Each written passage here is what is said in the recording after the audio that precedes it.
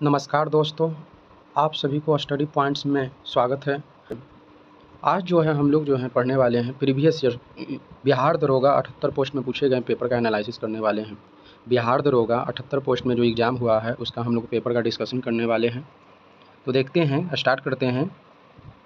जो क्वेश्चन पूछा गया है उसमें पहला क्वेश्चन है कि निम्नलिखित में से किस पादप की कोशिका की दीवार छिद्रित नहीं होती है। निम्नलिखित में से किस पादप की कोशिका की दीवारें छिद्रित नहीं होती है। तो सही ऑप्शन है, ऑप्शन इसका दोनों दिया हुआ, ऑप्शन नंबर सी सही। ऑप्शन नंबर जो हो जाएगा, ऑप्शन नंबर इसका हो जाएगा बी, वाहिकाएँ। वाहिकाएँ जो होती है छिद्रित नहीं होती है, ऑप्शन नंबर बी सही उत्तर दिया गया है। यहाँ पे डिस्कशन के साथ लेके आए हैं, इसमें डिस्कशन भी दिया गया है। ऑप्शन नंबर बी जो है सही है। वाहिनियाँ जो होती है इसमें छिद्र नहीं होती है। वाहिनियाँ जाइलम कोशिका है। वाहिनियाँ जो है वो जाइलम कोशिकाएँ हैं जिनकी दीवारें छिद्रित नहीं होती है।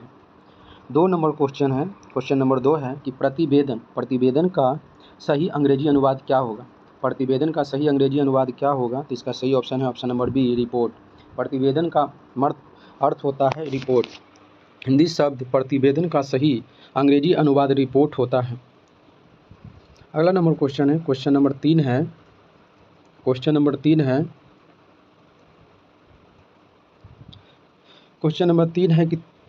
है कि मई 2026 में प्रधानमंत्री नरेंद्र मोदी को छात्रों और युवाओं द्वारा किस देश के सबसे प्रतिष्ठित पुरस्कार से सम्मानित किया गया था। मई 2026 में प्रधानमंत्री नरेंद्र मोदी को छात्रों और युवाओं द्वारा किस देश के सबसे प्रतिष्ठित पुरस्कार से सम्मानित किया गया था। तो इसका सही ऑप्शन है option number A, order of the height double से किया गया है। ऑप्शन नंबर ए इसका सही है। देख सकते हैं यहाँ दिया गया हुआ है कि मई 2026 में प्रधानमंत्री नरेंद्र मोदी को सम्मान किया गया है order of the height double से। अगला नंबर क्वेश्चन इसमें दिया गया है 4 नंबर क्वेश्चन है कि निम्नलिखित पुरातात्विक स्थलों को उनके कालक्रम आरंभिक चरण के अनुसार सही क्रम में सजाइए। निम्नलिखित पुरातात्विक स्थानों को उनके कालक्रम के अनुसार सही क्रम में सजाइए। तो पहला ऑप्शन में दिया है कालीबंगा, 2 में अमीरी, 3 में मेहरगढ़, 4 में लोथल है। तो इसका सही ऑप्शन हो जाएगा बी, ऑप्शन नंबर बी सही हो जाएगा। सबसे पहले मेहरगंज हो जाएगा, मेहरगंज के बाद हो जाएगा सी हो जाएगा। मेहरगंज के बाद पहले मेहरगंज सी होगा, उसके बाद बी होगा अमीरी, उसके बाद हो जाएगा ए कालीबंगा, उसके बाद लोथल, लास्ट में लोथल हो जाएगा। इसका डिस्कशन देख सकते हैं, डिस्कशन दिया गया है। डिस्कशन है कि मेहरगंज जो है नवपाषाण कालीन प्रारंभिक चरण से संबंधित है। मेहरगढ़ नवपाषाण काल आरंभिक चरण से संबंधित है। उसके बाद अमीरी, कालीबंगा और अंत में लोथल का विकास हुआ है। अगला नंबर क्वेश्चन है, क्वेश्चन नंबर 5 है कि ग्रैंड स्लैम किस खेल से संबंधित है। ग्रैंड स्लैम किस खेल से संबंधित है। जैसे सही ऑप्शन है ऑप्शन नंबर ए, टेबल टेनिस। टेनिस लॉन से जो है ग्रैंड स्लैम जो है टेनिस लॉन से संबंधित है। विवरण दिया गया वर्णन। ग्रैंड स्लैम लॉन टेनिस से संबंधित है जिसमें 4 प्रमुख टूर्नामेंट होते हैं। Australian open, French open, Wimbledon होता है और यूएस ओपन शामिल होते हैं ये लॉन टेनिस लॉन में। अगला नंबर क्वेश्चन देखते हैं, क्वेश्चन नंबर 6 है। प्रश्न नंबर 6 है कि ब्रिटिश भारत में प्रथम विधि आयोग की स्थापना किस वर्ष की गई थी। ब्रिटिश भारत में प्रथम विधि आयोग की स्थापना किस वर्ष की गई थी और इसके अध्यक्ष कौन थे।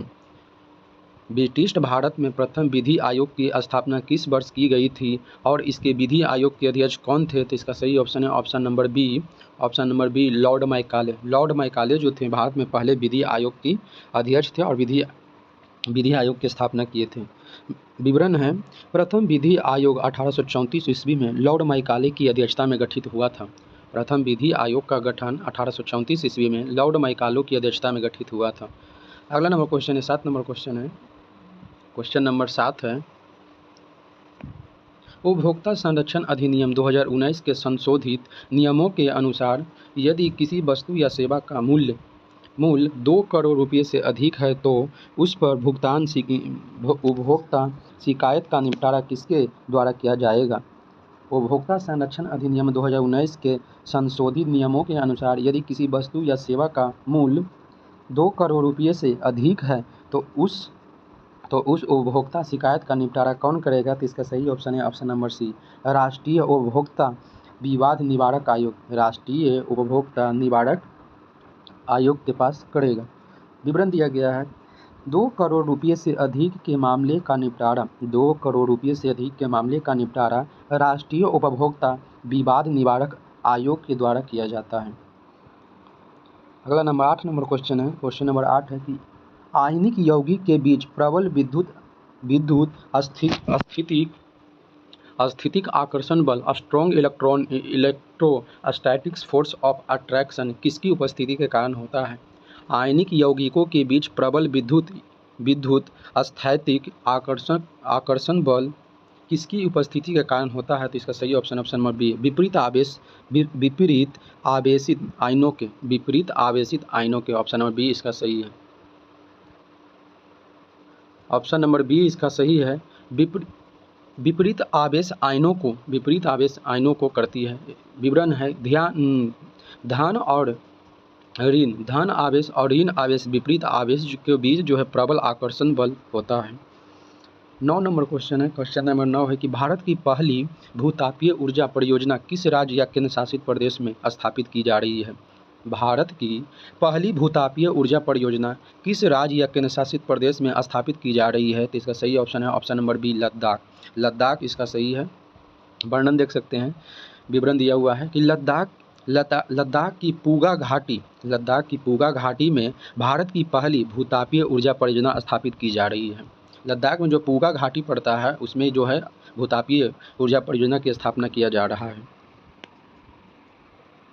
10 नंबर क्वेश्चन है कि हाल ही में चर्चा में रहा जीवन मोबाइल ऐप और शतायु कैशबोर्ड किसके लिए शुरू किया गया था? हाल ही में चर्चा में रहा जीवन मोबाइल ऐप और शतायु कैशबोर्ड किसके लिए शुरू किया गया था? तो इसका सही ऑप्शन है ऑप्शन नंबर बी जो है वरिष्ठ नागरिकों के लिए। ऑप्शन नंबर बी इसका सही है, वरिष्ठ नागरिकों की सुरक्षा और देखभाल के लिए। वरिष्ठ नागरिकों की सुरक्षा और देखभाल के लिए किया गया था। विवरण देखते हैं कि जीवन ऐप और शतायु कैश डैशबोर्ड वरिष्ठ नागरिकों की देखभाल और सुरक्षा हेतु लॉन्च किया गया था। जीवन ऐप और शतायु डैशबोर्ड वरिष्ठ नागरिकों की देखभाल और सुरक्षा के लिए लॉन्च किया गया था। अगला नंबर 11 नंबर क्वेश्चन है। 11 नंबर क्वेश्चन है कि अंतर्राष्ट्रीय एवरेस्ट दिवस किसकी याद में और कब मनाया जाता है? अंतर्राष्ट्रीय एवरेस्ट दिवस किसकी याद में और कब मनाया जाता है? तो इसका सही ऑप्शन है option number B, sir Edmund Hillary और तेंजिंग नोरवे शेरपा की याद में 29 मई को मनाया जाता है। विवरण है 29 मई 1953 ईस्वी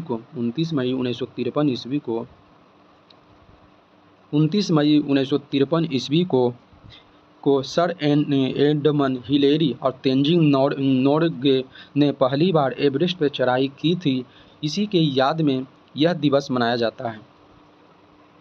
अगला नंबर क्वेश्चन देखते हैं। क्वेश्चन नंबर 12 है।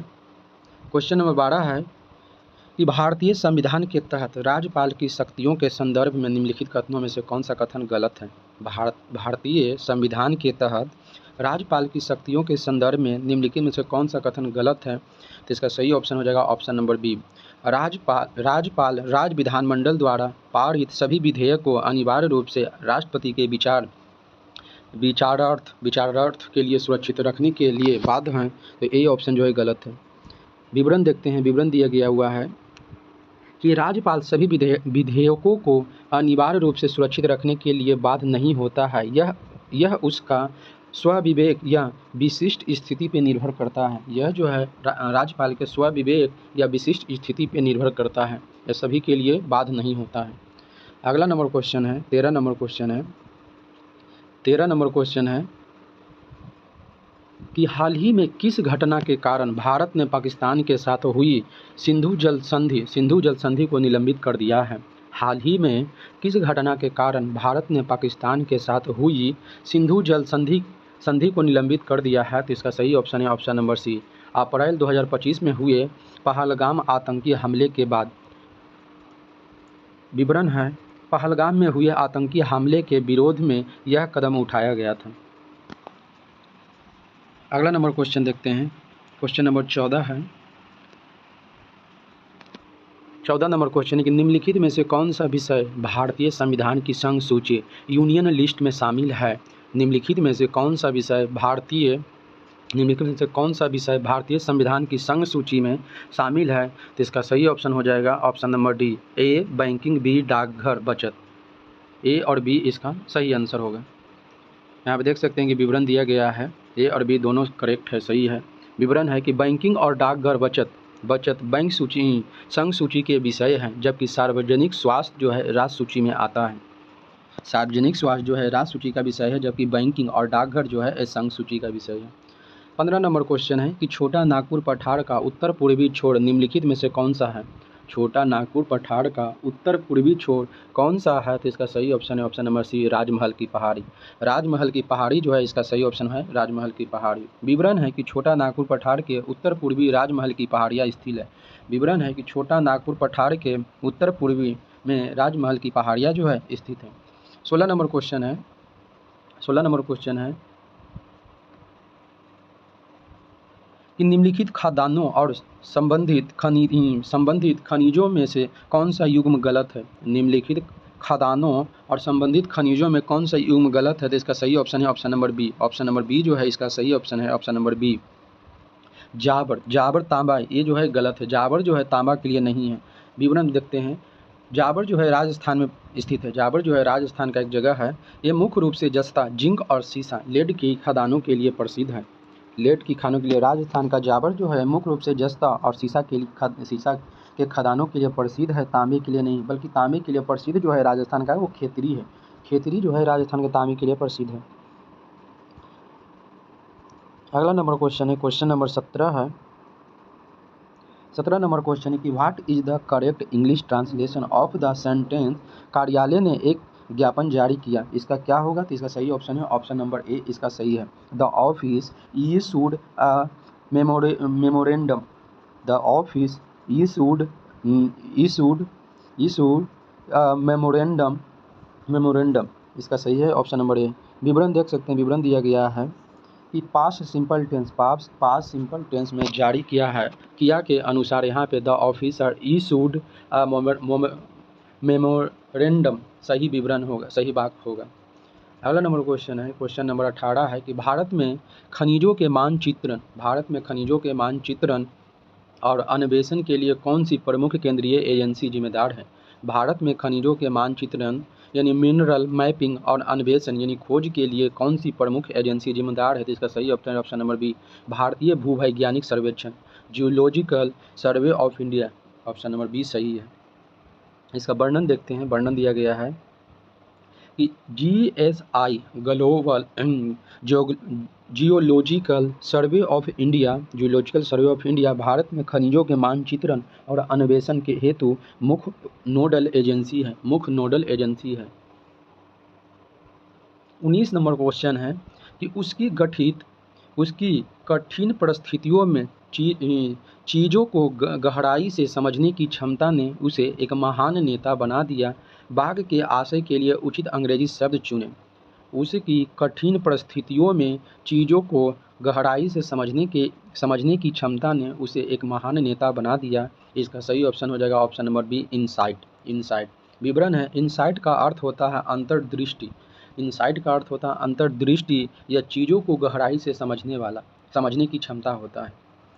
अगला नंबर 20 नंबर क्वेश्चन है कि मुद्रास्फीति इन्फ्लेशन बढ़ने पर क्रय शक्ति परचेजिंग पावर पे क्या प्रभाव पड़ता है। मुद्रास्फीति बढ़ने पर क्रय शक्ति पर क्या प्रभाव पड़ता है। इसका सही ऑप्शन है ऑप्शन नंबर बी, क्रय शक्ति कम हो जाती है। ऑप्शन नंबर बी इसका सही है, क्रय शक्ति कम हो जाती है। विवरण है, महंगाई यानी मुद्रास्फीति बढ़ने से पैसे का मूल्य गिरता है। मुद्रास्फीति बढ़ने से पैसे का मूल्य गिरता है, जिससे व्यक्ति की खरीदने की क्षमता परचेजिंग पावर जो है घट जाती है।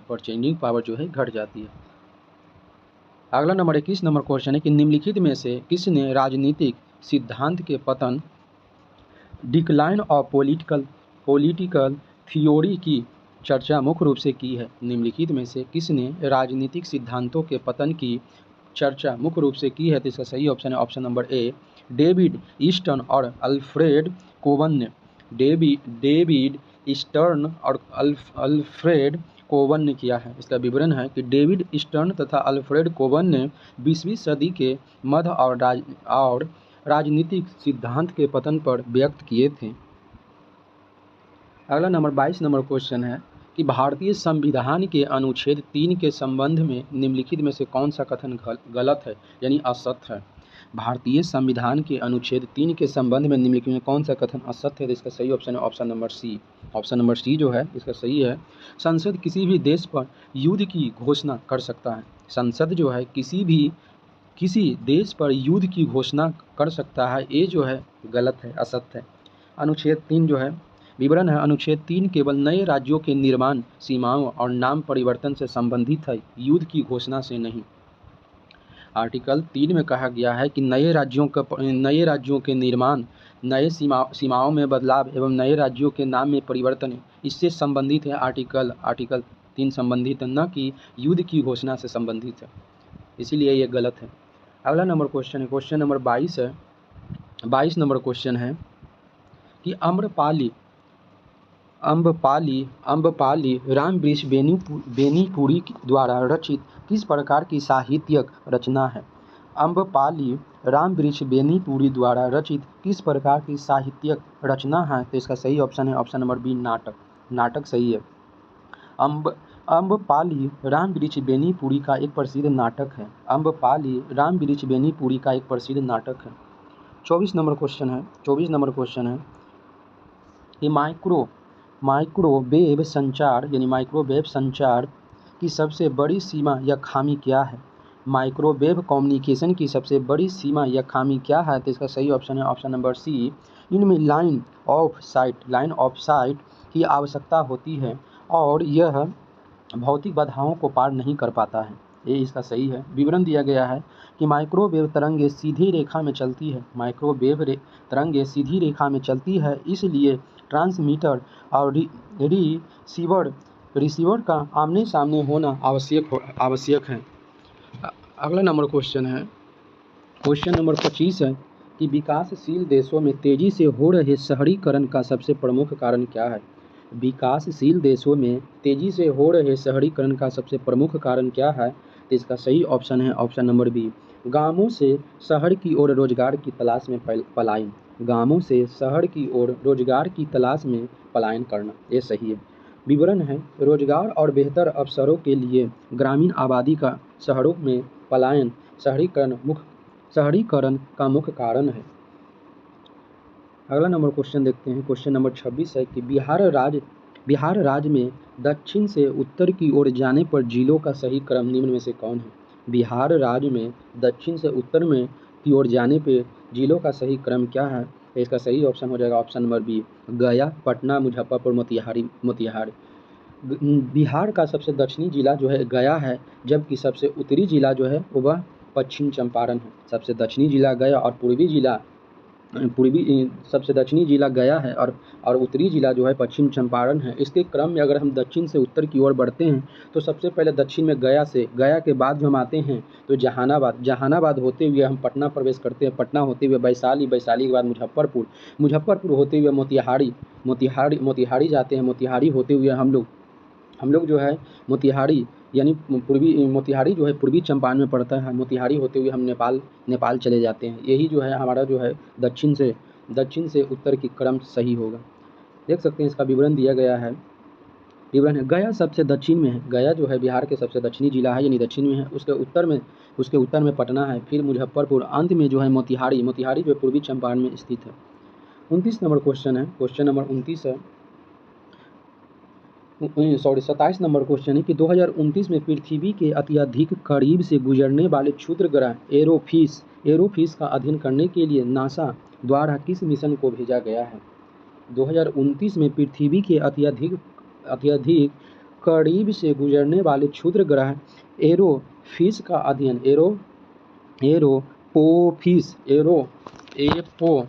फिश एपोफिस का अध्ययन करने के लिए नासा द्वारा किस मिशन को भेजा जा रहा है? तो सही ऑप्शन है ऑप्शन नंबर बी, ओरेसिस और ओसिरिस एपेक्स ओसिरिस अपेक्स भेजा जा रहा है।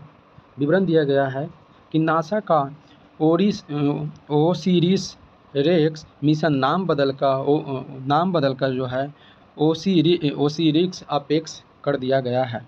ओसी जो एपोफिस क्षुद्र ग्रह का अध्ययन करेगा। अगला नंबर क्वेश्चन है 28 नंबर क्वेश्चन है कि सोनगिरी तीर्थ स्थल किस धर्म का प्रमुख धार्मिक केंद्र है? सोनगिरी तीर्थ स्थल किस धर्म का प्रमुख धार्मिक केंद्र है? तो इसका सही ऑप्शन है ऑप्शन नंबर सी, जैन धर्म। जैन धर्म ऑप्शन नंबर सी इसका सही है। वर्णन दिया गया है, विवरण है कि मध्य प्रदेश के दतिया जिले में स्थित सोनगिरी जैन धर्म का प्रसिद्ध तीर्थ स्थल है। अगला नंबर 29 नंबर क्वेश्चन है कि निम्नलिखित में से कौन सा स्थल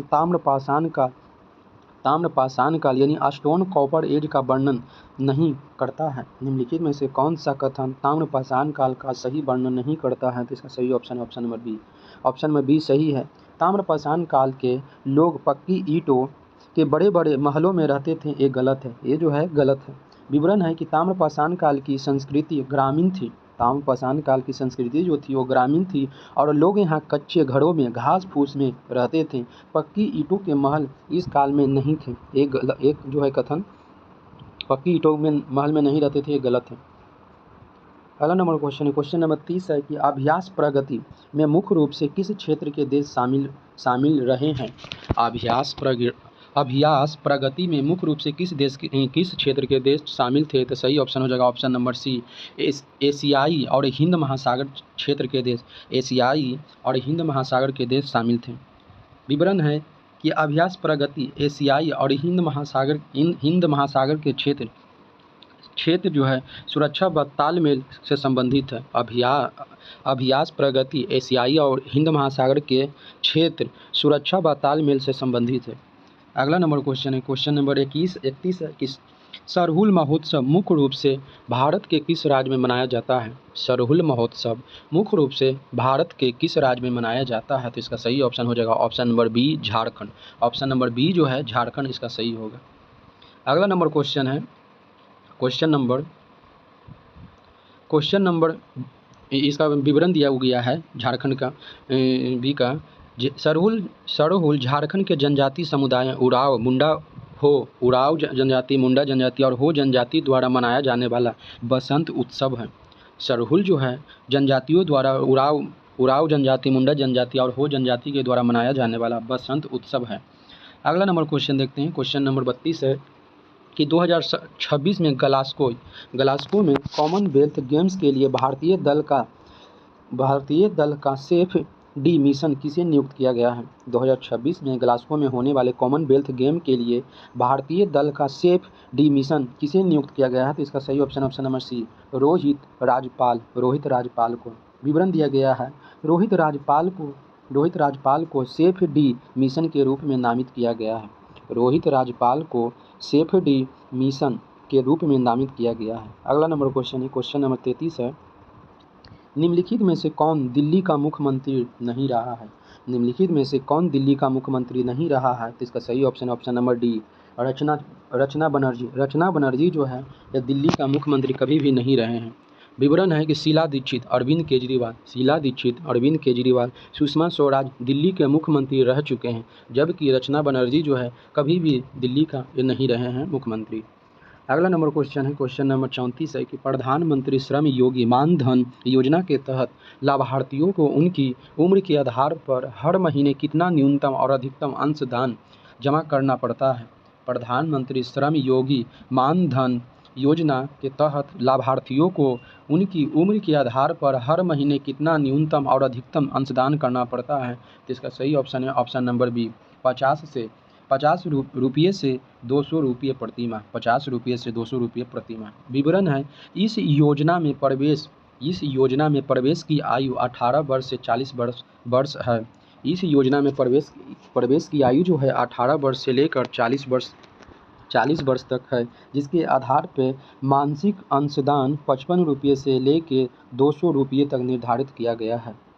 अगला नंबर क्वेश्चन है, क्वेश्चन नंबर 35 है कि भारत में राष्ट्रीय उत्पाद के वार्षिक अनुमान किसके द्वारा तैयार और जारी किए जाते हैं? भारत में राष्ट्रीय उत्पाद के वार्षिक अनुमान किसके द्वारा तैयार किए जाते हैं? तो इसका सही ऑप्शन है ऑप्शन नंबर सी, राष्ट्रीय सांख्यिकी कार्यालय NSO के द्वारा। राष्ट्रीय सांख्यिकी कार्यालय NSO के द्वारा विवरण दिया गया है कि NSO सांख्यिकी एवं कार्यक्रम कार्यान्वयन मंत्रालय के अंतर्गत जो है ये आता है। राष्ट्रीय आय के आंकड़े जारी करता है NSO। अगला नंबर क्वेश्चन है, क्वेश्चन नंबर 36 है, 36 नंबर क्वेश्चन है कि भारत में खेल कोचिंग के क्षेत्र में दिया जाने वाला सर्वोच्चम पुरस्कार कौन सा है? भारत में खेल कोचिंग के क्षेत्र में दिया जाने वाला सर्वोच्चम पुरस्कार कौन सा है? तो इसका सही ऑप्शन है ऑप्शन नंबर बी, द्रोणाचार्य पुरस्कार। द्रोणाचार्य पुरस्कार खेल कोचिंग या खेल के कोच को दिया जाता है द्रोणाचार्य पुरस्कार। वर्णन है दिया गया है कि उत्कृष्ट कोचों या प्रशिक्षकों को दिया जाने वाला प्रशिक्षकों को दिया जाने वाला भारत का शीर्ष खेल पुरस्कार द्रोणाचार्य पुरस्कार है, जिसकी शुरुआत 1985 ईस्वी से हुई थी। द्रोणाचार्य पुरस्कार की शुरुआत जो है 1985 ईस्वी से हुई थी। अगला नंबर क्वेश्चन है, क्वेश्चन नंबर जो है 37 है कि ब्रिटिश काल में इनमें से किस क्षेत्र को बंगाल सेना की नर्सरी कहा जाता है? ब्रिटिश काल में इनमें से किस क्षेत्र को बंगाल सेना की नर्सरी कहा जाता है? तो सही ऑप्शन है ऑप्शन नंबर बी, अवध को कहा जाता है, ऑप्शन नंबर बी। वर्णन दिया गया है कि ब्रिटिश काल में अवध क्षेत्र से बंगाल सेना में बड़ी संख्या में सिपाही भर्ती किए जाते थे, इसलिए बंगाल सेना की नर्सरी कहा जाता है। ब्रिटिश काल में अवध के क्षेत्र से बंगाल सेना में बड़ी संख्या में सिपाही भर्ती किए जाते थे, इसीलिए बंगाल सेना की नर्सरी जो है अवध को कहा जाता है। अगला नंबर क्वेश्चन है, क्वेश्चन नंबर 38 है कि बिहार के प्रथम मुख्यमंत्री डॉक्टर श्री कृष्ण सिंह, जिसे श्री बाबू के नाम से भी संबंधित थे, के संबंध में निम्नलिखित में से कौन सा कथन सही है? बिहार के प्रथम मुख्यमंत्री श्री कृष्ण सिंह के संबंध में निम्नलिखित में से कौन सा कथन सही है? तो इसका सही ऑप्शन है ऑप्शन नंबर सी, 1 और 2 दोनों होगा। एक में है कि उन्होंने 1930 में सविनय अवज्ञा आंदोलन में भाग लिया था, सही है। वे 1946 से 1961 तक बिहार के मुख्यमंत्री रहे थे, ये भी सही है।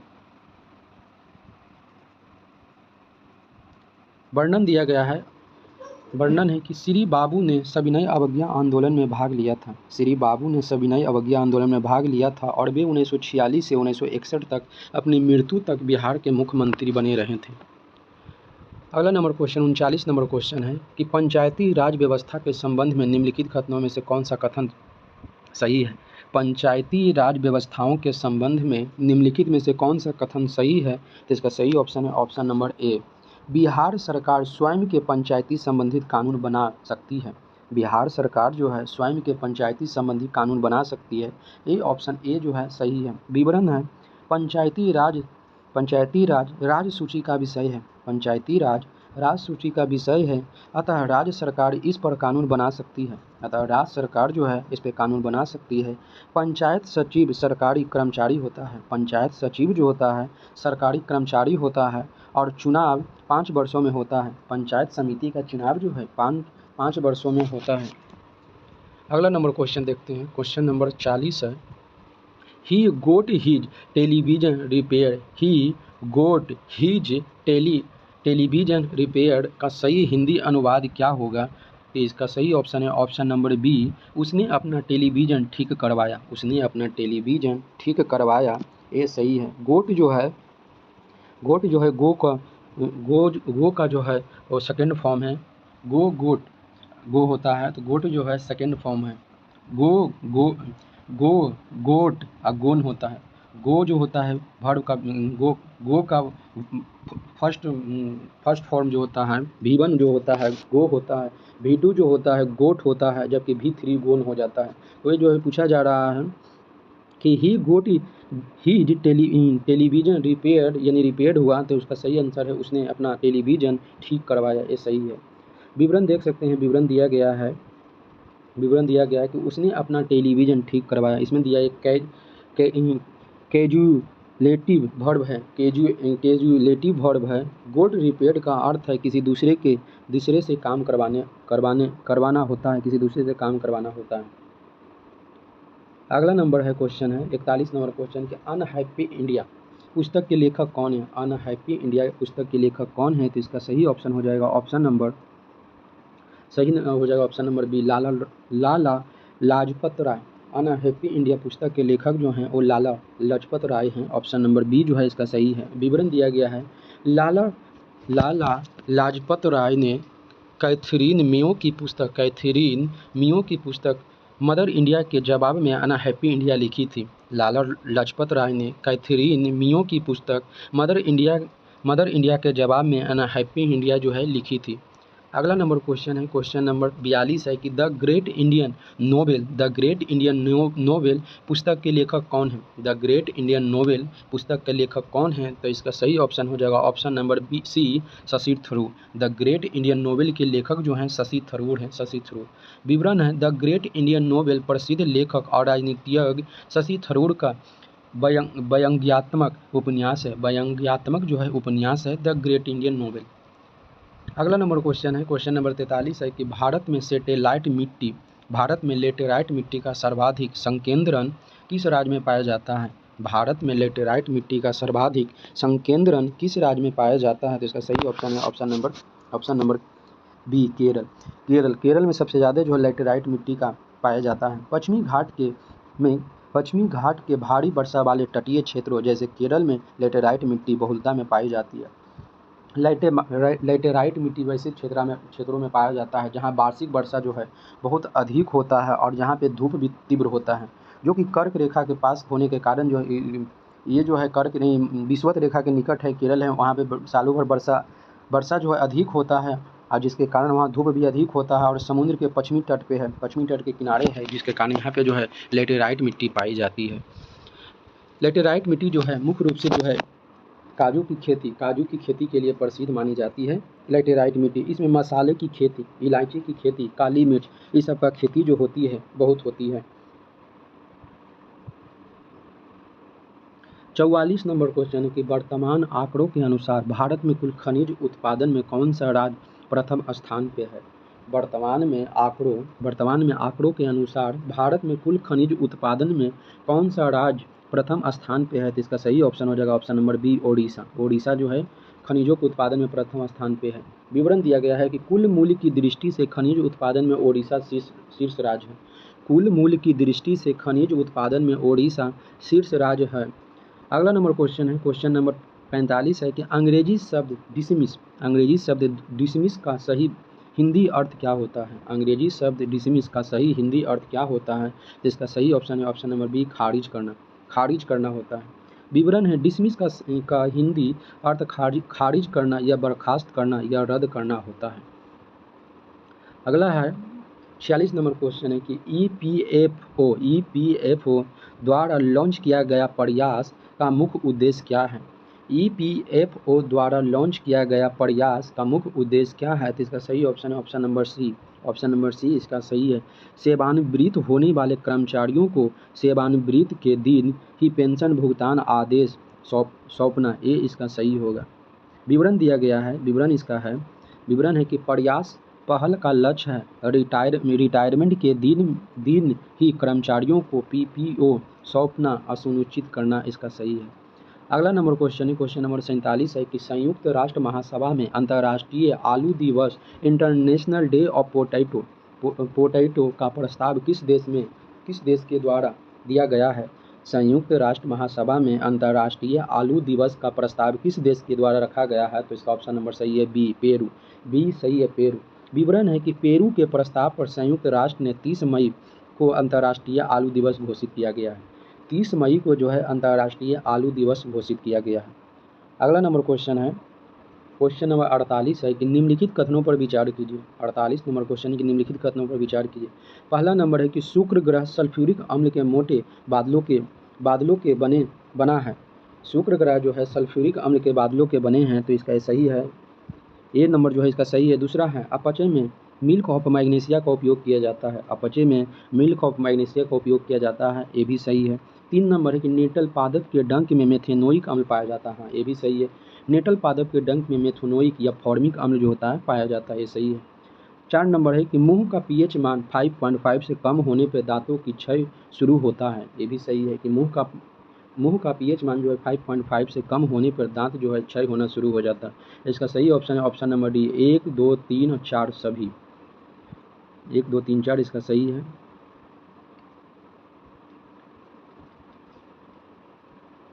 इसका 49 नंबर क्वेश्चन है भारतीय संविधान के तहत निम्नलिखित में से कौन सा सांसदों यानी पार्लियामेंट का व्यक्तिगत विशेषाधिकार नहीं है। भारतीय संविधान के तहत निम्नलिखित में से कौन सा सांसदों का व्यक्तिगत विशेषाधिकार नहीं है, तो इसका सही ऑप्शन है ऑप्शन नंबर बी, संसद की कार्यवाही को स्वतंत्र रूप से प्रकाशित करने का अधिकार, ये जो है ये नहीं है। वर्णन दिया गया है कि यह सामूहिक विशेषाधिकार यानी कलेक्टिव प्राइविलेज के अंतर्गत आता है, व्यक्तिगत विशेषाधिकार के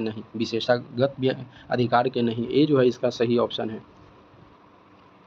अगला नंबर क्वेश्चन है, क्वेश्चन नंबर जो है 50 नंबर क्वेश्चन है 50 नंबर की लौरिया नंदनगढ़ का ऐतिहासिक अशोक स्तंभ भारत के किस राज्य में स्थित है। लौरिया नंदनगढ़ ऐतिहासिक अशोक स्तंभ भारत के किस राज्य में स्थित है, तो इसका सही ऑप्शन है ऑप्शन नंबर बी, बिहार में जो है, बिहार इसका सही है। विवरण है, लौरिया नंदनगढ़ अशोक स्तंभ बिहार के पश्चिमी चंपारण जिले में स्थित है। लौरिया नंदनगढ़ जो है बिहार के पश्चिमी चंपारण जिले में जो है स्थित है। अगला नंबर 50 नंबर क्वेश्चन देखते हैं। 50 नंबर क्वेश्चन है 50 नंबर क्वेश्चन है 50 नंबर क्वेश्चन है कि भारतीय नौसेना के अधिकारी को मिलने वाला मानद उपाधि कौन है। मानद उपाधि कौन है, भारतीय नौसेना के अधिकारी को मिलने वाला मानक उपाधि कौन है, तो इसका सही ऑप्शन है option number D, admiral of the fleet जो है सही है, एडमिरल ऑफ द फ्लीट। विवरण है, एडमिरल ऑफ द फ्लीट भारतीय नौसेना में 5 सितारा 5 स्टार मानक रैंक उपाधि होती है। जिनको भारतीय नौसेना में जिनको 5 स्टार मिला हुआ है उनको जो है उनका जो है उपाधि होता है admiral of the fleet.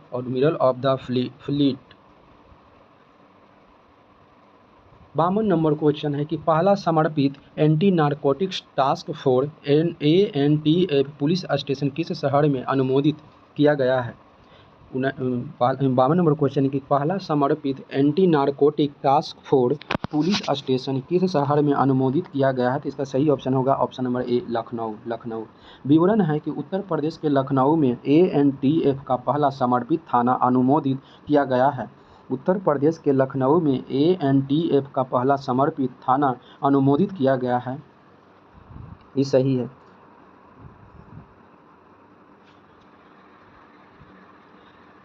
53 number question है कि भारतीय नौसेना के 3 कमांडों में संगठित है। पश्चिमी नौसेना कमांड, केंद्रीय नौसेना कमांड, दक्षिणी नौसेना कमांड, पूर्वी नौसेना कमांड।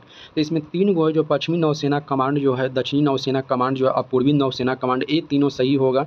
जबकि केंद्रीय नौसेना कमांड जो है ये गलत है, ये नहीं होगा, ऑप्शन नंबर सी नहीं होगा। इसका ऑप्शन नंबर सही है ACD किसमें है, ACD ऑप्शन नंबर सी इसका सही है, ACD ऑप्शन नंबर सी इसका सही है। विवरण दिया गया है, भारतीय नौसेना की केवल 3 कमांड है। भारतीय नौसेना के केवल 3 कमांड है, पश्चिम में मुंबई, पूर्व में विशाखापट्टनम और दक्षिण में हिंद महासागर और दक्षिण में केंद्रीय नौसेना और दक्षिण में जो है हिंद महासागर में जो है स्थित है। जबकि केंद्रीय नौसेना अस्तित्व में नहीं है। यहाँ पे दिया हुआ था कि पश्चिम में जो था मुंबई में है, पूर्व में जो है विशाखापट्टनम, जो कि दक्षिण में कोचीन केरल में स्थित है। अगला नंबर क्वेश्चन है, क्वेश्चन नंबर जो है आपका 54 नंबर क्वेश्चन है। 54 नंबर क्वेश्चन है कि 2025 में लॉन्च हुआ भारत का अब तक का सबसे बड़ा सरकारी डिजिटल स्वास्थ्य प्लेटफॉर्म क्या है। 2025 में लॉन्च हुआ भारत का अब तक का सबसे बड़ा सरकारी डिजिटल स्वास्थ्य प्लेटफॉर्म क्या है, तो इसका सही ऑप्शन है option number B, Ayushman Bharat digital mission. Ayushman Bharat digital mission जो है इसका सही है।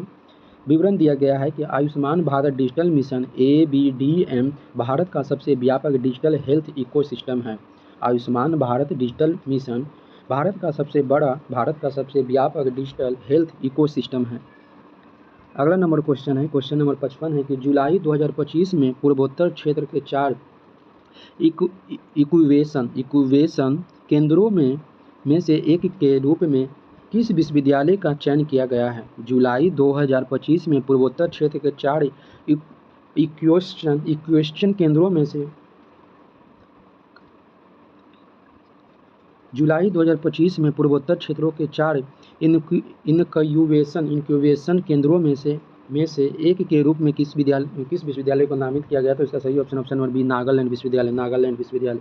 विवरण है कि नागालैंड विश्वविद्यालय को स्टार्टअप और इनोवेशन केंद्र के रूप में चुना गया है। नागालैंड विश्वविद्यालय को स्टार्टअप और इनक्यूबेशन के केंद्र के रूप में चुना गया है।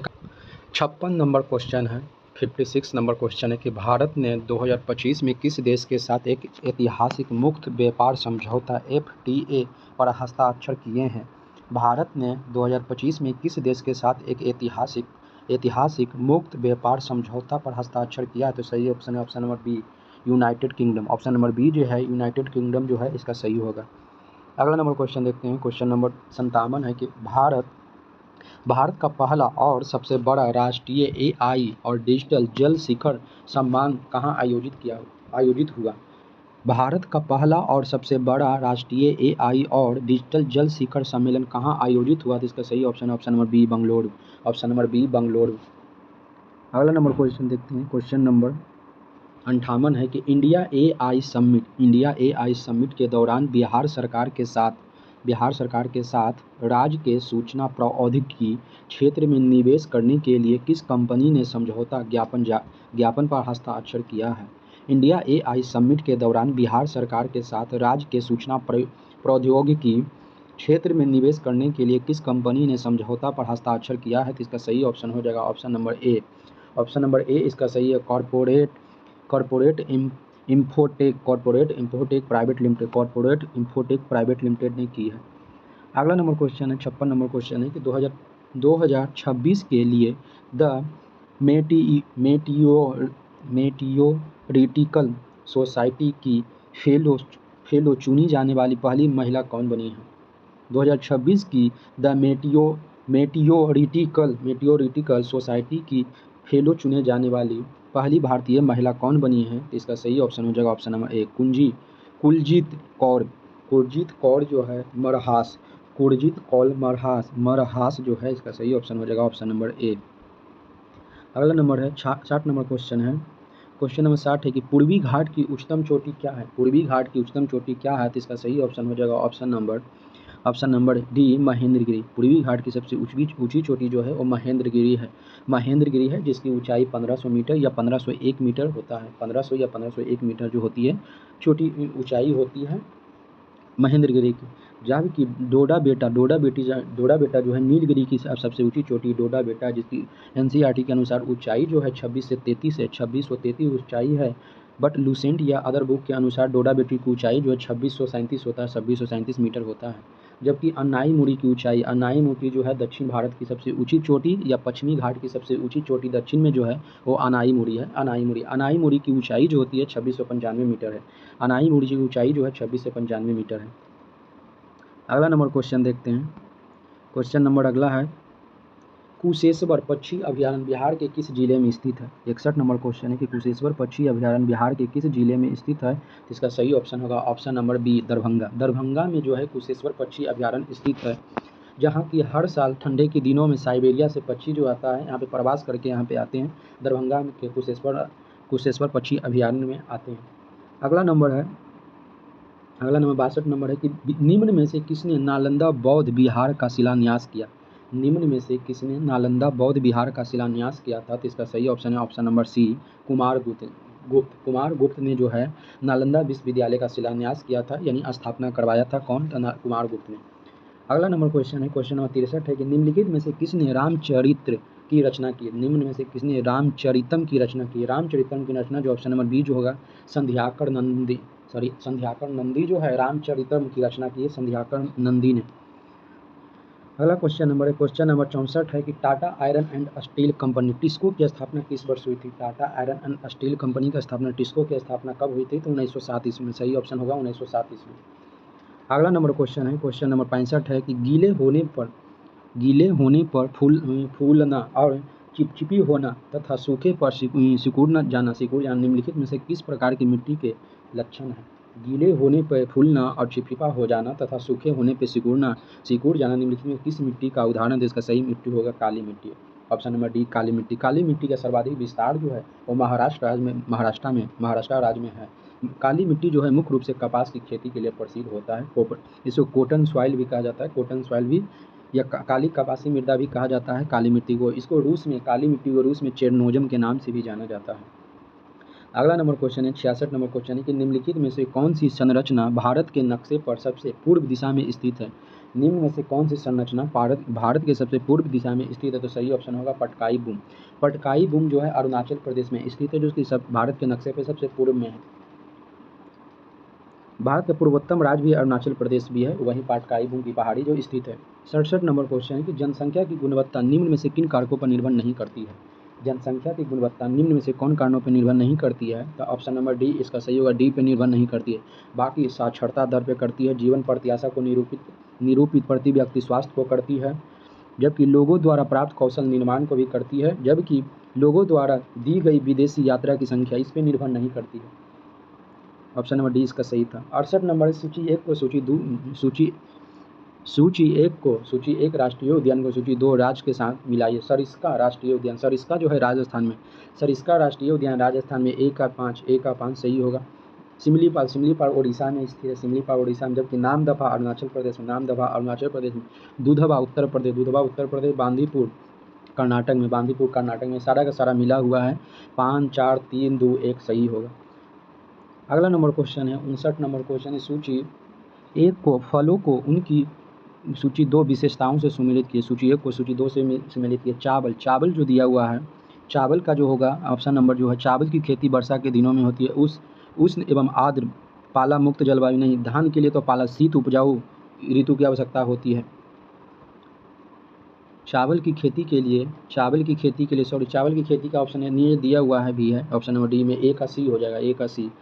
ए का सी चावल जो है उच्च तापमान एवं उच्च आर्द्रता, क्योंकि इसके लिए बहुत ज़्यादा जल की आवश्यकता होती है। चावल के उत्पादन के लिए जो है बहुत अधिक वर्षा यानी जल की आवश्यकता होती है और उच्च तापमान आर्द्रता की भी आवश्यकता होती है। जबकि चाय की खेती के लिए जो होती है इसका जो हो जाएगा उच्च आर्द्रता एवं पाला युक्त जलवायु, जबकि गेहूँ की खेती के लिए शीत उपजाऊ ऋतु होती है, गेहूं की खेती के लिए जो होती है शीत उपजाऊ ऋतु की आवश्यकता होती है। गेहूं की बुआई शीत ऋतु में होती है। अगला नंबर क्वेश्चन है क्वेश्चन नंबर जो है 70 है कि भारत का पहला AI सक्षम शहरी बाढ़ प्रबंधक प्रकोष्ठ किस शहर में स्थापित किया गया है? भारत का पहला AI सक्षम शहरी बाढ़ प्रबंधन प्रकोष्ठ किस शहर में स्थापित किया गया? तो इसका सही option number B Varanasi option number B है। अगला 72 नंबर क्वेश्चन, बंगाल आर्मी की वैधशाला के नाम से किसे जाना जाता है? बंगाल आर्मी की वैधशाला के नाम से किसे जाना जाता है? तो सही ऑप्शन होगा ऑप्शन नंबर सी अवध को बंगाल आर्मी वैधशाला के नाम से जाना जाता है। अगला नंबर क्वेश्चन है क्वेश्चन नंबर जो है 72 है कि भारत के ऑप्शन नंबर 72 है कि सत्ता के साझेदारी के पक्ष में तर्कों की पहचान करें। सत्ता की साझेदारी के पक्ष में तर्कों की पहचान करें। तो ऑप्शन नंबर ए अविभाजित राजनीतिक शक्ति ए नहीं होगा। नियंत्रण एवं संतुलन की प्रणाली ए होगा। सत्ता की साझेदारी में नियंत्रण एवं संतुलन की प्रणाली होगा। सामाजिक रूप से पिछड़े वर्गों का प्रतिनिधित्व ए भी होगा सत्ता की साझेदारी में। सत्ता का विकेंद्रीकरण भी होगा। सत्ता का केंद्रीकरण जो होगा ये नहीं होगा। सत्ता का केंद्रीकरण नहीं होगा बल्कि सत्ता का विकेंद्रीकरण होता है, क्योंकि राज्य में सत्ता का विकेंद्रीकरण होता है तभी तो केंद्रीय सरकार होते हैं, स्थानीय सरकार होता है, स्टेट सरकार होता है। इसी तरह सत्ता का क्या होता है तो विकेंद्रीकरण होता है, न कि केंद्रीकरण होता है। ऑप्शन नंबर सी सही है। सत्ता का ऊर्ध्वाधर विभाजन ये भी होता है, सत्ता का ऊर्ध्वाधर विभाजन भी होता है। ऑप्शन नंबर डी जो है सत्ता क्षैतिज विभाजन ये दोनों होता है, ये सभी होता है। तो ऑप्शन नंबर सी इसका सही है। BCEF सही है। अगला नंबर क्वेश्चन है क्वेश्चन नंबर 73 है कि निम्नलिखित में से कौन सा कौन सा या कौन से भूमि अवनयन के मुख्य कारक या स्रोत है? निम्नलिखित में से कौन सा भूमि अवनयन के मुख्य स्रोत है? जिसका सही ऑप्शन होगा उपरोक्त में सभी। अतिचारण है, जल भराव है, अतिचारण जल भराव है, खनिज प्रसंस्करण है, औद्योगिक अपशिष्ट है, उपरोक्त में से सभी। अगला नंबर क्वेश्चन है 74 नंबर क्वेश्चन के निम्नलिखित में से कौन मिशन क्षुद्र ग्रह एपोफीज के अध्ययन से संबंधित है? निम्नलिखित में से कौन सा मिशन क्षुद्र ग्रह एपोफीज के अध्ययन से संबंधित है? तो सही ऑप्शन होगा ऑप्शन नंबर बी, रेमसेस मिशन जो है सही ऑप्शन नंबर बी, रेमसेस मिशन।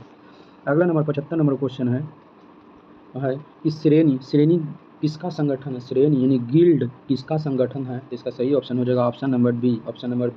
ये जो है ऑप्शन नंबर बी, शिल्पकार और व्यापारियों का। श्रेणी जो संगठन था वो जो था शिल्पकार और व्यापारियों का। अगला नंबर क्वेश्चन है 76 नंबर कि जादू टोना तंत्र मंत्र और काले जादू से संबंधित ज्ञान मुख्य रूप से किस वेद में निहित है? इसका सही आंसर होगा answer number D, Atharvaveda. Answer number D है अथर्ववेद जो होगा इसका सही हो जाएगा। वेद की संख्या जो है कुल 4 है। ऋग्वेद है, सबसे पुराना वेद ऋग्वेद है। दूसरा संगीत का वेद सामवेद है, संगीत के वेद सामवेद को कहा जाता है। जबकि यजुर्वेद जो है यज्ञ से संबंधित, यज्ञ एवं कर्म कांड जो हो गया अनुष्ठान से संबंधित यजुर्वेद है। जबकि अथर्ववेद में है जादू टोना से संबंधित है। अगला नंबर क्वेश्चन है 77 नंबर क्वेश्चन है कि भारत में अंत्योदय अन्न योजना के तहत जारी किया जाने वाला अंत्योदय कार्ड विशेष रूप से किसके लिए है? तो इसका ऑप्शन नंबर सी होगा, गरीबी रेखा से नीचे यानी बीपीएल, बिलो पॉवर्टी लाइन के अत्यंत गरीब और बेसहारा परिवारों के लिए है।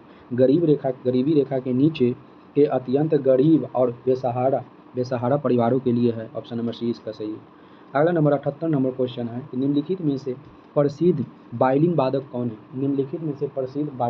कौन है? तो इसका सही ऑप्शन हो जाएगा option number A, professor T N Krishna जो है इसका सही हो जाएगा।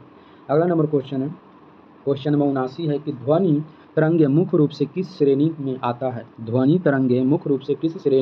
है? तो इसका सही ऑप्शन नंबर बी, अनुदैर्ध्य यांत्रिक तरंगे ऑप्शन नंबर बी इसका सही है। अगला नंबर क्वेश्चन है 80 नंबर प्रश्न है कि भारत के राष्ट्रपति का चुनाव अप्रत्यक्ष तौर पे होता है। ये तो सही है। दूसरा है राज्य का अध्यक्ष केवल नाम मात्र का प्रमुख होता है। राज्य का अध्यक्ष जो होता है केवल नाम मात्र का प्रमुख होता है। तो दोनों सही है। ऑप्शन जो है दोनों सही है। ऑप्शन बी इसका सही, ए और बी दोनों सही है, लेकिन व्याख्या सही नहीं करता है। ये राष्ट्रपति अलग हो जाता है और राज्य के अध्यक्ष जो है दोनों अलग अलग होते हैं, लेकिन दोनों जो है सही है। अगला नंबर है ऑप्शन नंबर 81 है कि निम्नलिखित में से कौन एक वास्तविक मछली नहीं है? तो ऑप्शन नंबर ए सही है, जेली फिश जो होता है ये वास्तविक मछली नहीं होता है। और स्टार फिश हो गया इससे वास्तविक मछली नहीं है। जबकि डॉल्फिन एक स्तनपायी है। डॉगफिश जो एक मछली है और डॉल्फिन जो है स्तनपायी है, न कि मछली है। डॉगफिश मछली है, जबकि गोल्डफिश मछली है और कैटफिश ये सब मछली है। अगला नंबर क्वेश्चन है 82 नंबर क्वेश्चन है, बिहार सरकार ने सूचना प्रौद्योगिकी क्षेत्र में निवेश और पटना में AI सेंटर ऑफ एक्सीलेंस स्थापित करने के लिए किस कंपनी के साथ 25 करोड़ का शुरुआती MOU साइन किया है? MOU साइन किया है। तो इसका सही ऑप्शन होगा option number C, corporate infotech private limited के साथ की है।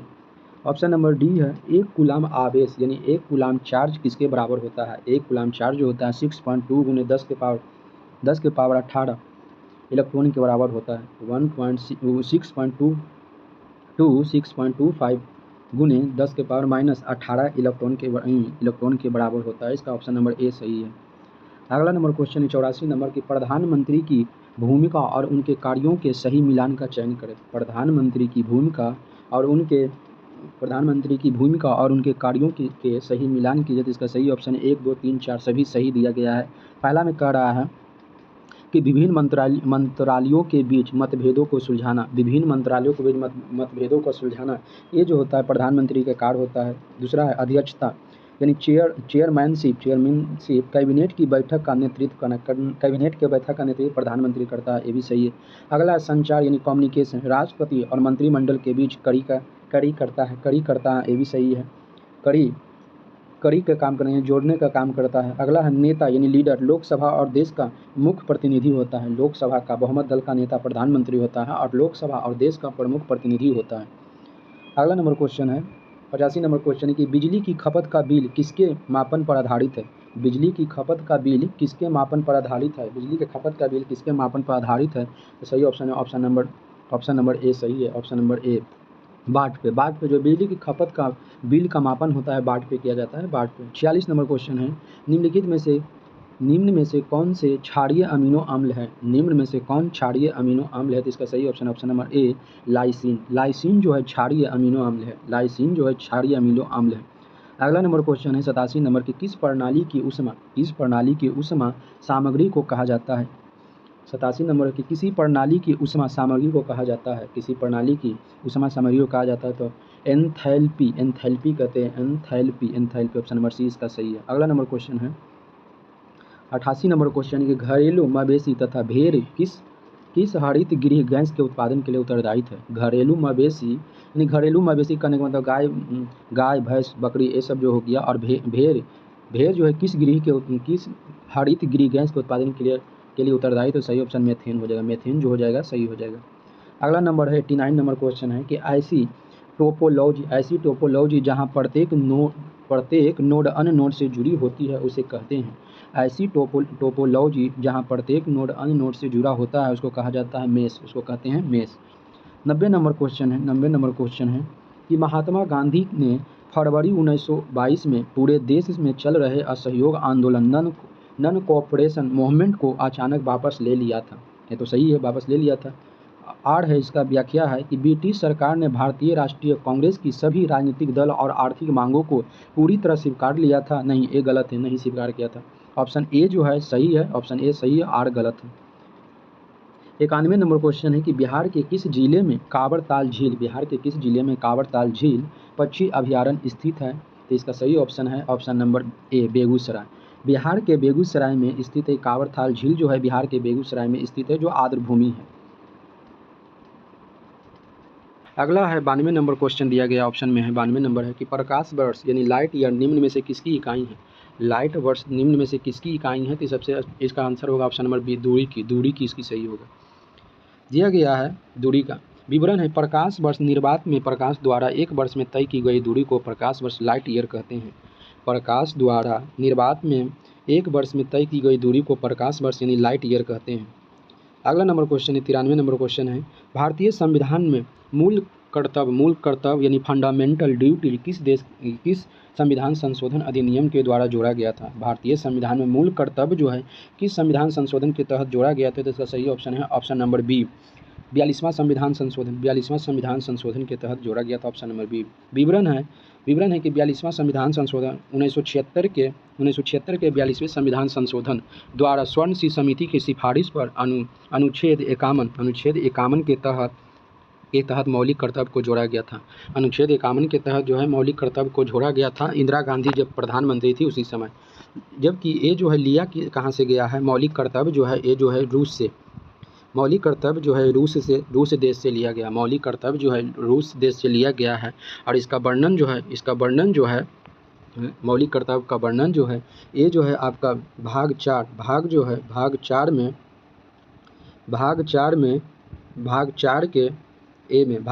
के ए में है। आर्टिकल जो है 51 के ए में भाग जो है 4 के ए में और आर्टिकल 51 के ए में मौलिक अधिकार का वर्णन है। अगला नंबर क्वेश्चन है, देख सकते हैं कि यहाँ वर्णन दिया हुआ है कि 76 के 42वें संविधान संशोधन द्वारा स्वर्ण सी समिति की सिफारिश पे जो है अनुच्छेद 51A के तहत मौलिक कर्तव्य को जोड़ा गया है। ये जो इसका वर्णन जो है भाग 4A में है और ये जो है रूस से संयुक्त राज्य सोवियत संघ रूस से जो है मौलिक कर्तव्य को लिया गया है।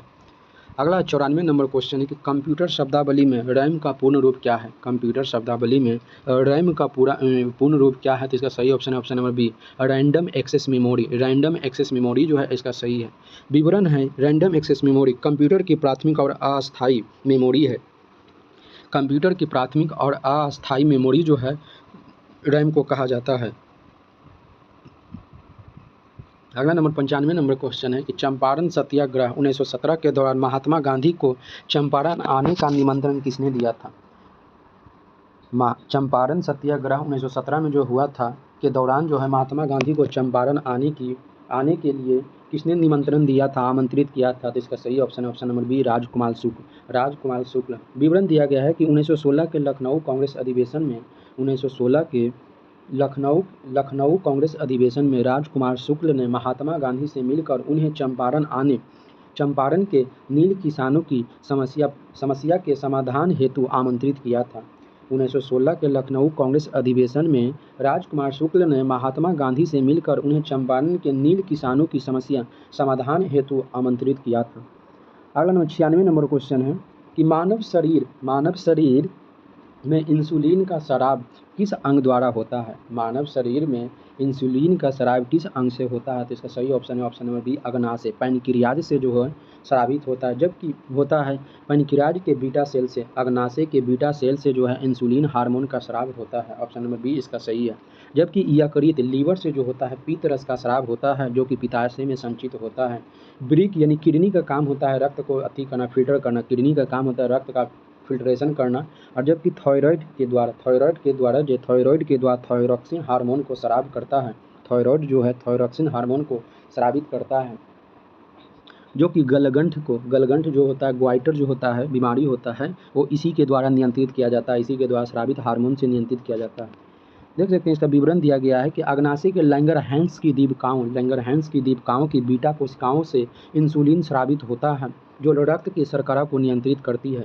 अग्नाशय के लैंगरहैंस की दीपकाओं की बीटा सेल की कोशिकाओं से इंसुलिन का स्रावित होता है, जो रक्त की शर्करा को भी नियंत्रित करती है।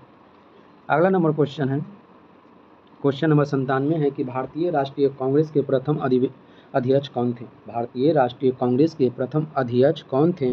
जिसका सही हो जाएगा option number A, Womesh Chandra Bonnerjee, WC Banerjee जिसको कहते हैं, ये प्रथम अध्यक्ष थे। विवरण है कि 1885 में बम्बई में आयोजित भारतीय राष्ट्रीय कांग्रेस के पहले अधिवेशन की अध्यक्षता बोमेश चंद्र बनर्जी ने किया था। इसके थोड़ा विवरण बता देते हैं, इसके बारे में थोड़ा बढ़ना है भारतीय राष्ट्रीय कांग्रेस के बारे में। भारतीय राष्ट्रीय कांग्रेस की स्थापना जो है 1885 ईस्वी में जो हुआ था, बम्बई में गोकुलदास तेजपाल संस्कृत महाविद्यालय में हुआ था। ये जो था इसकी बैठक जो है, कांग्रेस की प्रथम बैठक जो है होने वाली थी पुणे में बैठक होने वाला था, बट पुणे में नहीं हो पाया, प्लेग फैल जाने के कारण। प्लेग की बीमारी जो है वहाँ पे फैल गई थी, जिसके कारण पुणे में बैठक न होकर ये बम्बई में आयोजित किया गया था। पहली बैठक में कुल जो है 72 प्रतिनिधियों ने भाग लिया था। पहली बार जो है कुल 72 प्रतिनिधियों ने प्रथम बैठक में भाग लिया था। चलिए अगला नंबर क्वेश्चन देखते हैं। क्वेश्चन नंबर आगे है, क्वेश्चन नंबर 98 है।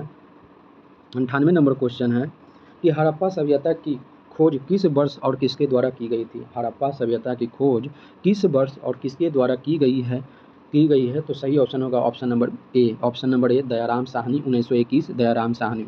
विवरण है कि राय बहादुर दयाराम साहनी ने 1921 ईस्वी में हड़प्पा सभ्यता की खोज की थी और उत्खनन का कार्य शुरू किया गया था।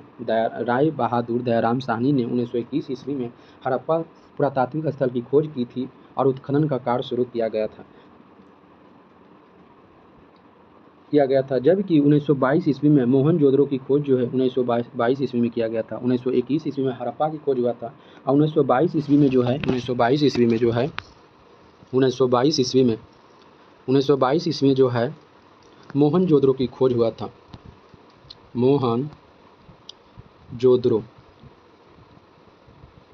मोहनजोदड़ो की खोज जो है किया गया था।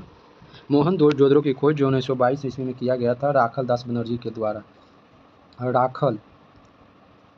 राखल दास बनर्जी के द्वारा किया गया था, राखल दास बनर्जी के द्वारा।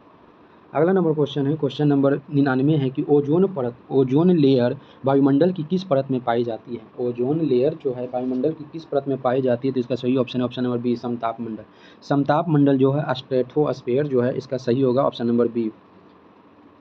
99 नंबर का क्वेश्चन का थोड़ा विवरण कर देते हैं कि परत जो है कुल 5 वायुमंडल में जो है कुछ 5 लेयर है। पहला जो है क्षोभ मंडल है, जिसमें क्षोभ मंडल में जो है मौसम संबंधी घटनाएं होती है। क्षोभ मंडल को ट्रोपोस्फेयर कहते हैं।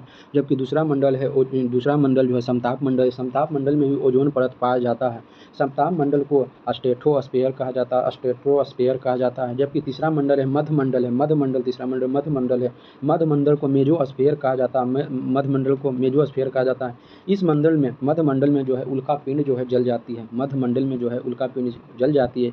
जबकि चौथा मंडल होता है, चौथा मंडल आयन मंडल होता है। चौथा जो है आयन मंडल होती है, जिसको थर्मोस्फेयर या थर्मोमंडल कहते हैं, स्फीयर मंडल कहते हैं। जबकि पाँचवा है बहिर्मंडल। पाँचवा जो है बहिर्मंडल, जिसको एक्सोस्फीयर कहते हैं, एक्सोस्फीयर कहते हैं। ऑप्शन दिया हुआ है, बी नंबर दिया हुआ है।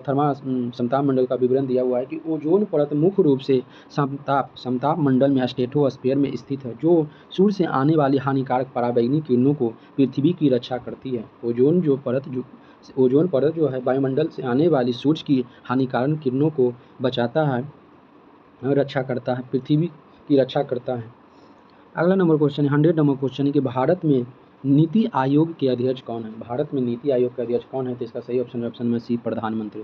प्रधानमंत्री जो होता है नीति आयोग का अध्यक्ष होता है। नीति आयोग का अध्यक्ष होता है राष्ट्रपति। भारत परिवर्तन संस्थान। नीति आयोग के पदेन अध्यक्ष जो होता है प्रधानमंत्री होता है। अगला नंबर क्वेश्चन देखते हैं। 100 नंबर क्वेश्चन हो गया है। इस वीडियो को देखने के लिए बहुत बहुत धन्यवाद। Thank you so much. अगर यह वीडियो आपको अच्छा लगा है तो मेरे चैनल को लाइक करें, सब्सक्राइब करें और ज़्यादा से ज़्यादा लोगों के पास इस वीडियो को शेयर करें। अगर इस वीडियो का PDF अगर आपको चाहिए तो मेरे टेलीग्राम चैनल को ज्वाइन कर लें। इस वीडियो को लिंक में टेलीग्राम चैनल भी डिस्क्रिप्शन में दिया हुआ है। Thank you so much.